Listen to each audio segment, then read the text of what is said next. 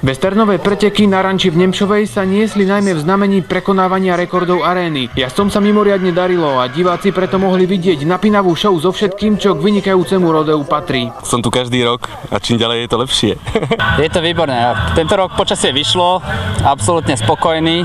Medzi jazdcami bola mimoriadne silná konkurencia najmä v lasovacích disciplínach. Na preteky totiž prišli aj dvaja českí jazdci, ktorí sa prebojovali medzi špičku v lasovacích súťažiach v Las Vegas.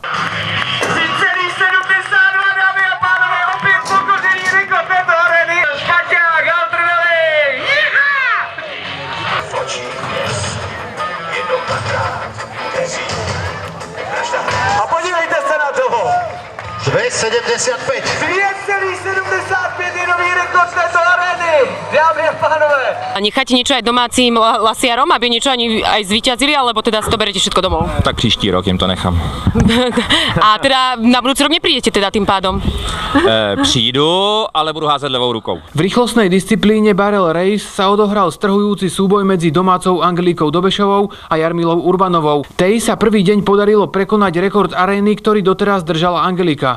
A máme tu dnešní nejrychlejší čas 16:860. Tak snažili sme sa a som rada, že to takto dopadlo. No, jednu vetu. Ako sa cítiš? Či im to prajete im to? Nie, ja to zajtra porazím. Odpoveď prišla v druhý deň pretekov. Angelika sa prihlásila do barelov a jej výsledok stal za to.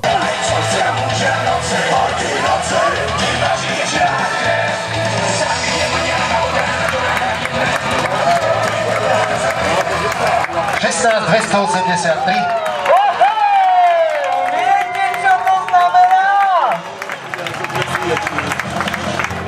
A Genji, máš ho naspäť. Genji si bere zpátky svůj rekord. Som veľmi šťastná, že sa mi to znova podarilo a som hrdá na svojho koňa, že to spravil znova. Ako už tradične, jedným z najúspešnejších jazdcov pretekov bol Peter Dula. Jeho domenou je najmä oddeľovanie dobytka. V ranč sortingu obsadil jeho tým prvé miesto. V tým sortingu im už víťazstvo ušlo o pár sekúnd, ale jedna z ich jazd znamenala ďalšie prekonanie rekordu arény. No veľmi dobré, toto bolo veľmi dobré. Aj tu koniec. Tak.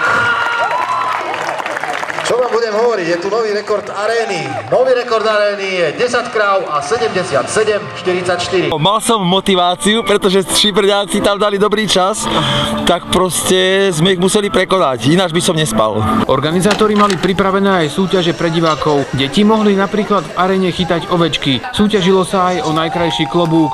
V bufete boli pripravené mäsové špeciality z vlastného rančového chovu. Myslíte, že sa v bufete veľa vypila z jedlo mäsa? Hej, minimálne 50 kg mäsa, 15 kg párkov, 20 kúreniec a ďalej som nepočítala. Dokonalosť, dokonalosť, dokonalosť. Áno, bubinúcená. Na tomto rodeu bolo prekonaných takmer 10 rekordov arény, čo svedčí o tom, že úroveň jazdcov sa každým rokom zdokonaluje a už teraz sa môžeme tešiť na najbližšie rodeo, ktoré sa uskutoční 2. a 3. augusta na ranči 13. Pre TV13 Kristina Dobešová.